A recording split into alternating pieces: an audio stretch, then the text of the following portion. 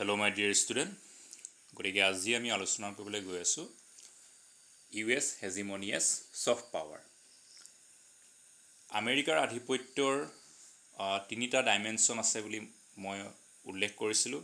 সেই তিনিটা ডাইমেনশ্যনৰ ভিতৰত ইতিমধ্যে হেজিমনিয়াছ হাৰ্ড পাৱাৰ অৰ্থাৎ কঠিন ক্ষমতা হিচাপে আধিপত্য, হেজিমনিয়াছ ষ্ট্ৰাকচাৰেল পাৱাৰ অৰ্থাৎ গাঁথনিগত ক্ষমতা হিচাপে আধিপত্য, এইকেইটা আমি ইতিমধ্যে আলোচনা কৰিলোঁ।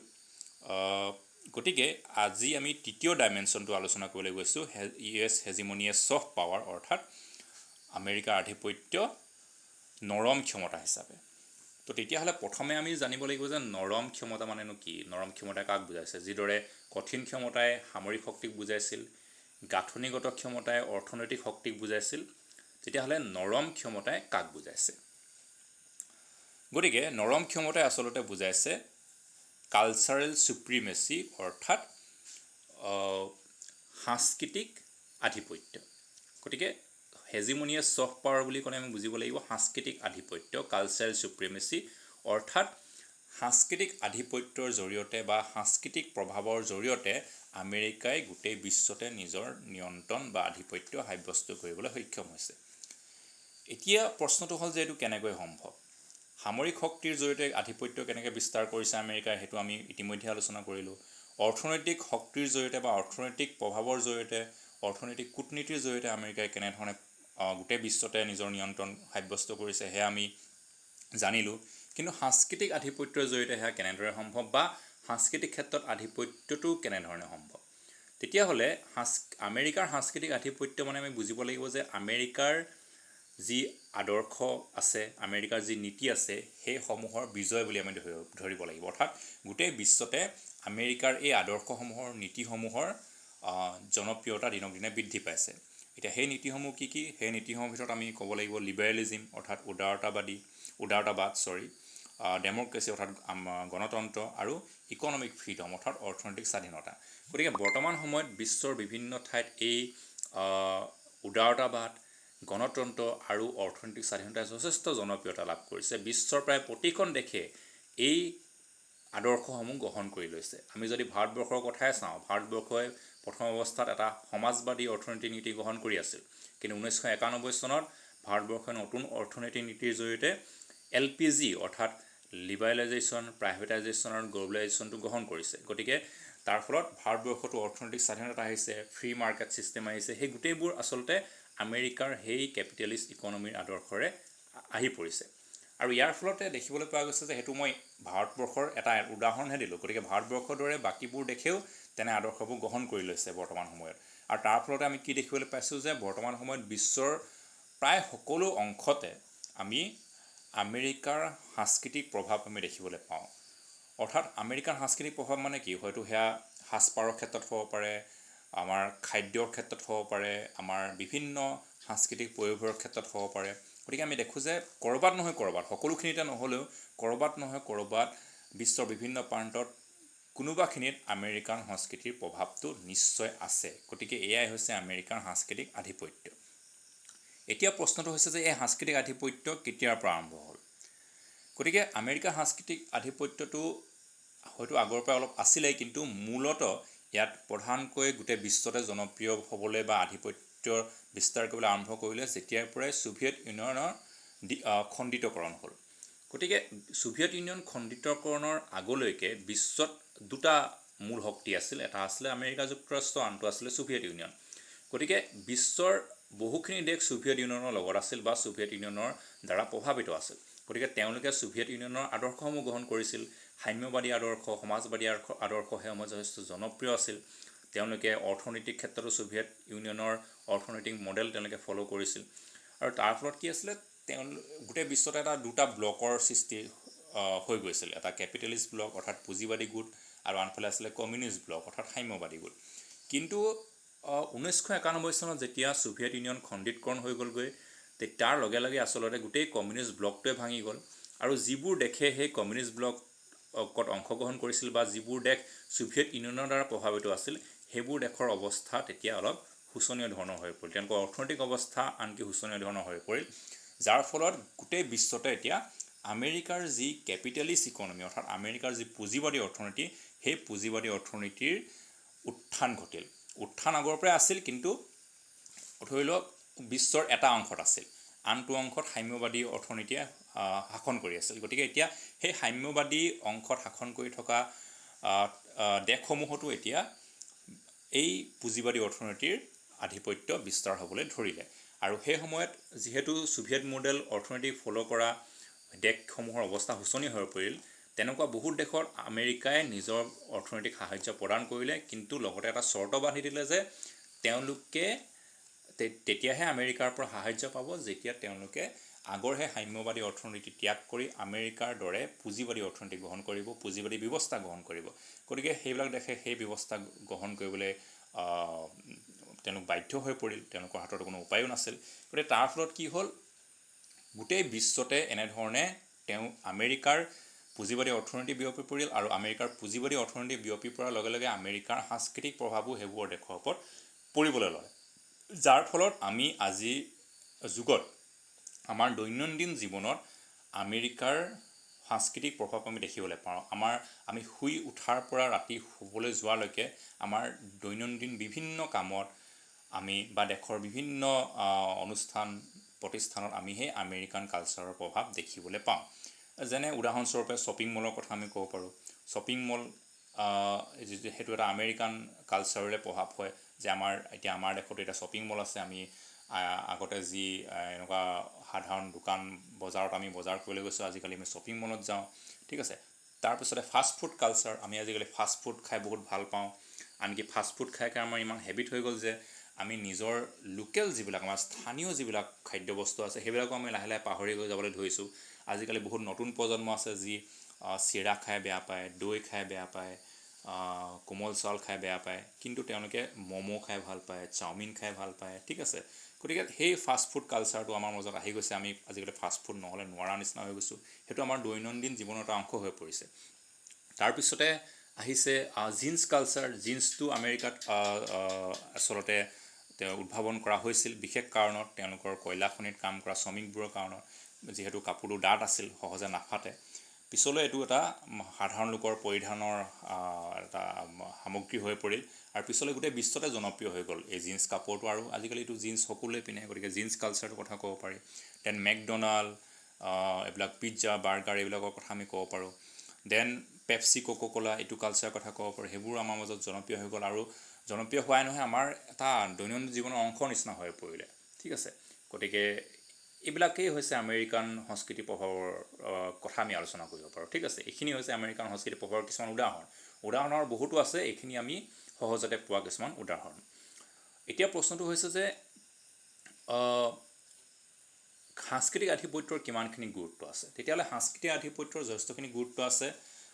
নৰম ক্ষমতা বুলি যাক কোৱা হৈছে তাৰ যথেষ্টখিনি গুৰুত্ব আছে, আৰু ক'বলৈ গ'লে নৰম ক্ষমতাৰ গুৰুত্বই সৰ্বাধিক বুলি ক'ব পাৰি। কিয়নো যি কঠিন ক্ষমতা অৰ্থাৎ সামৰিক শক্তি বা গাঁথনিগত ক্ষমতা অৰ্থাৎ অৰ্থনৈতিক শক্তি, এই দুটাৰ দ্বাৰা যি আধিপত্য বিস্তাৰ হয়, সেই আধিপত্য বিস্তাৰত যিবোৰ দেশৰ ওপৰত আধিপত্য কৰা হয় সেইবোৰ দেশৰ মানুহৰ তেওঁলোকৰ কোনো নিজৰ ইচ্ছা নাথাকে, অৰ্থাৎ তেওঁলোকে উপায়বিহীন হৈ তেওঁলোকে আমেৰিকাৰ বৈশ্যতা স্বীকাৰ কৰিবলগীয়া হয় বা আমেৰিকাৰ আধিপত্য স্বীকাৰ কৰিবলগীয়া হয়।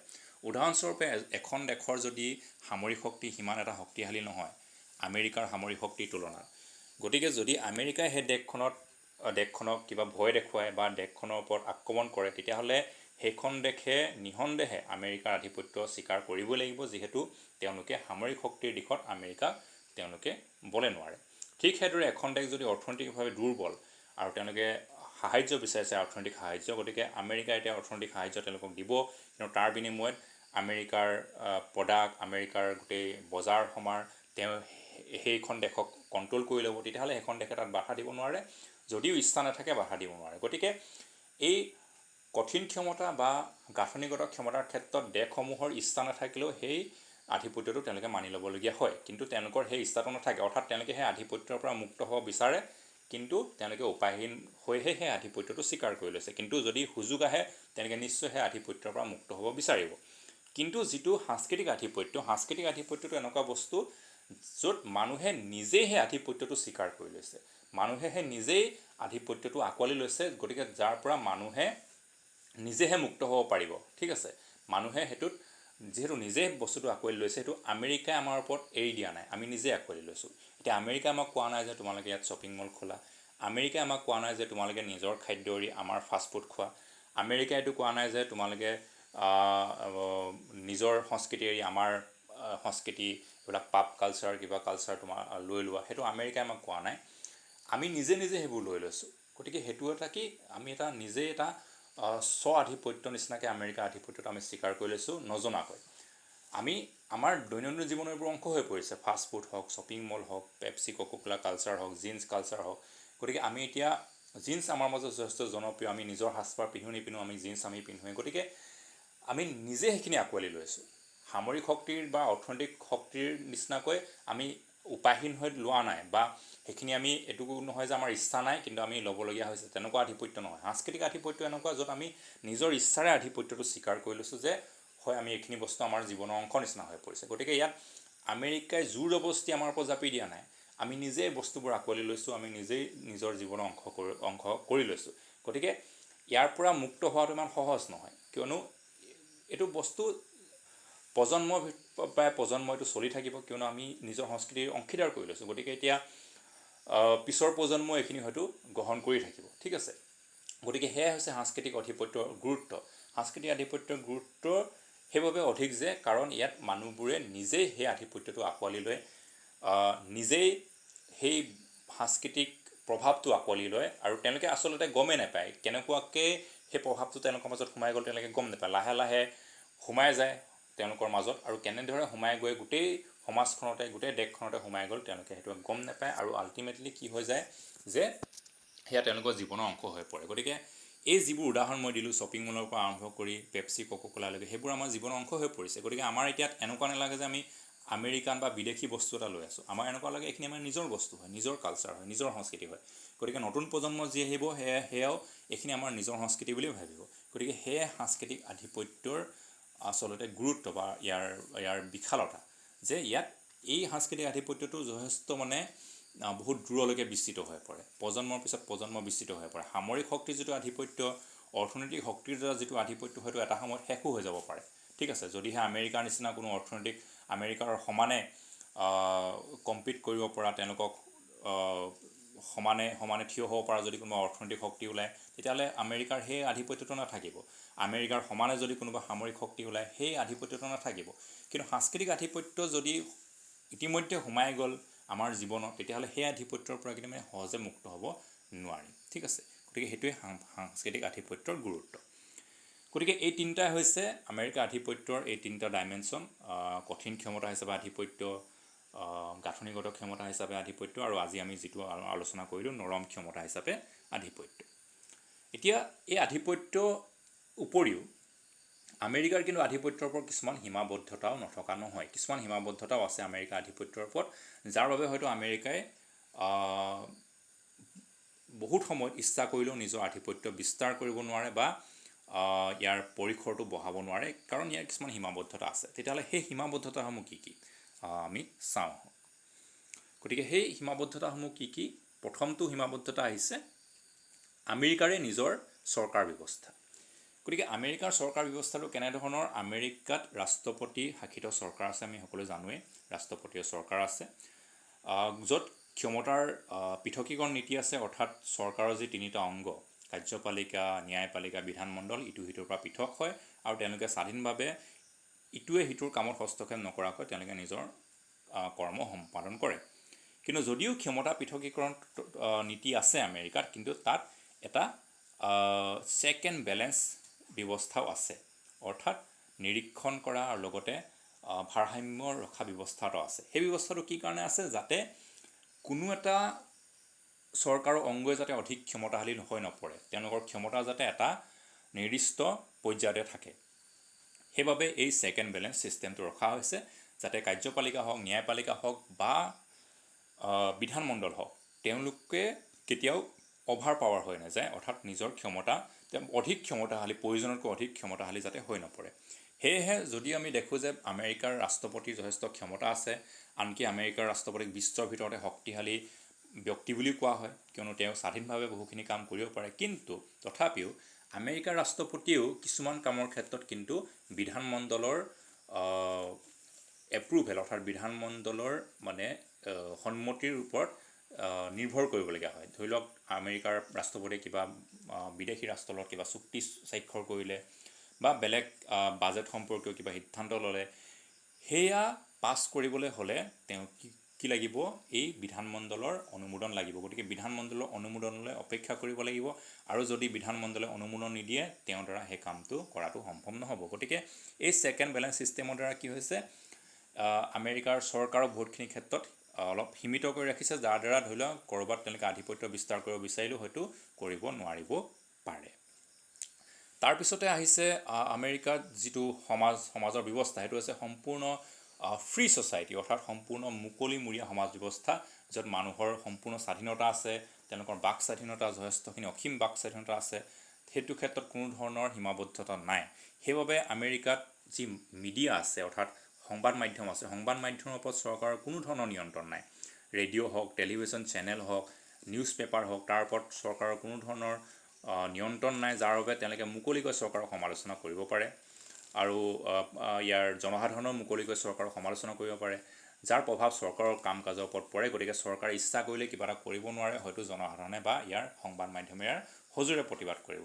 ইয়াৰ আমি এটা উদাহৰণ দিব পাৰোঁ ভিয়েটনাম যুদ্ধৰ সময়ত, য'ত আমেৰিকাই যুদ্ধত অংশগ্ৰহণ কৰিছিল, কিন্তু সেই যুদ্ধত আমেৰিকাৰ বহুতো সৈনিক নিহত হৈছিল, যাৰ বাবে আমেৰিকাৰ যি জনসাধাৰণ আছিল, সংবাদ মাধ্যম আছিল, তেওঁলোকে সজোৰে প্ৰতিবাদ কৰিছিল এই যুদ্ধত আমেৰিকাৰ অংশগ্ৰহণক লৈ, আৰু আমেৰিকাৰ সৈন্যসকলক অতি শীঘ্ৰে ঘৰলৈ ঘূৰাই আনিবলৈ আমেৰিকান চৰকাৰক তেওঁলোকে মানে প্ৰেছাৰ দিছিল। তেওঁলোকে আমেৰিকান চৰকাৰৰ ওপৰত খুব জোৰ দিছিল যে তেওঁলোকে সোনকালে সৈনিকসকলক ঘূৰাই আনিব লাগে, কাৰণ সৈনিকসকল যথেষ্ট মৃত্যু হৈছে, তেওঁলোকক ঘৰলৈ ঘূৰাই আনিব লাগে।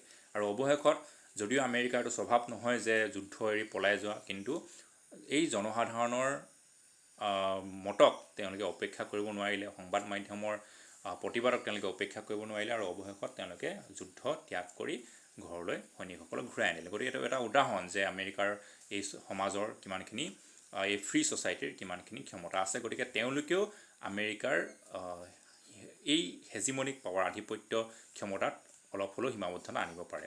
আৰু লগতে যিহেতু ফ্ৰী ছ'চাইটি হয়, আমেৰিকাত কিছুমান প্ৰভাৱগোষ্ঠীও যথেষ্টখিনি গুৰুত্বপূৰ্ণ ভূমিকাত থাকে সিদ্ধান্ত গ্ৰহণ প্ৰক্ৰিয়াত।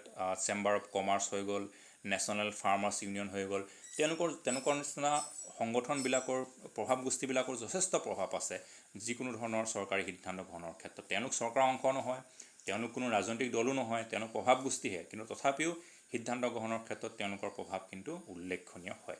গতিকে ইয়াৰ ফলতো সেই আমেৰিকা আধিপত্যৰ ওপৰত অলপ হ'লেও প্ৰভাৱ পৰে। আৰু তৃতীয়তে আহিছে নেটো আৰু আমেৰিকাৰ অন্যান্য সহযোগী দেশসমূহ। গতিকে আমেৰিকা নেটোৰ অংশীদাৰ হয়। নেটো যি শীতল যুদ্ধৰ সময়তে গঠন কৰা হৈছিল, নৰ্থ আটলাণ্টিক ট্ৰিটি অৰ্গেনাইজেশ্যন, ইয়াত কেইবাখনো দেশ জড়িত হৈ আছে। গতিকে আমেৰিকাৰ কিবা যদি সিদ্ধান্ত লয়, সেই নেটো দেশসমূহে কেতিয়াবা সেয়া সিদ্ধান্ত সমৰ্থন নকৰিবও পাৰে, আৰু লগতে আমেৰিকাৰ অন্যান্য সহযোগী দেশসমূহে কেতিয়াবা সমৰ্থন নকৰিব পাৰে। গতিকে সেইটো ক্ষেত্ৰতো আমেৰিকাৰ সীমাবদ্ধতা আহি যায় হেজিমনিৰ ক্ষেত্ৰত। গতিকে ইয়াৰ লগতে আৰু বৰ্তমান সময়ত আমেৰিকাৰ সমানে, আমেৰিকাৰ অৰ্থনৈতিক ক্ষেত্ৰত বা সামৰিক ক্ষেত্ৰত সমানে তেওঁলোকক কম্পিট কৰিবলৈ, তেওঁলোক প্ৰতিযোগিতাত লিপ্ত হ'বলৈ আৰু নতুনকৈ কিছুমান অল্টাৰনেটিভ পাৱাৰ্ছ অৰ্থাৎ বিকল্প শক্তিৰো আৱিৰ্ভাৱ হৈছে, যেনে ইউৰোপীয় সংঘ, চীনে নতুনকৈ নিজকে শক্তিশালী ৰাষ্ট্ৰ হিচাপে প্ৰতিষ্ঠা কৰিছে, এছিয়ান নিজকে যথেষ্ট অৰ্থনৈতিকভাৱে শক্তিশালী কৰিছে। গতিকে এইবোৰ বিষয়ে আমি ইতিমধ্যে চতুৰ্থ ইউনিটত আমি পঢ়িবলৈ পামেই। গতিকে তাৰ ফলতো আমেৰিকাৰ আধিপত্যৰ ওপৰত অলপ হ'লেও সীমাবদ্ধতা আহিছে। গতিকে এয়া হৈছে আমেৰিকাৰ আধিপত্যৰ ওপৰত থকা কিছুমান সীমাবদ্ধতা। পৰৱৰ্তী ক্লাছত আমি আলোচনা কৰিম ভাৰতবৰ্ষ আৰু আমেৰিকাৰ মাজত কেনেধৰণৰ সম্পৰ্ক আছে। ধন্যবাদ।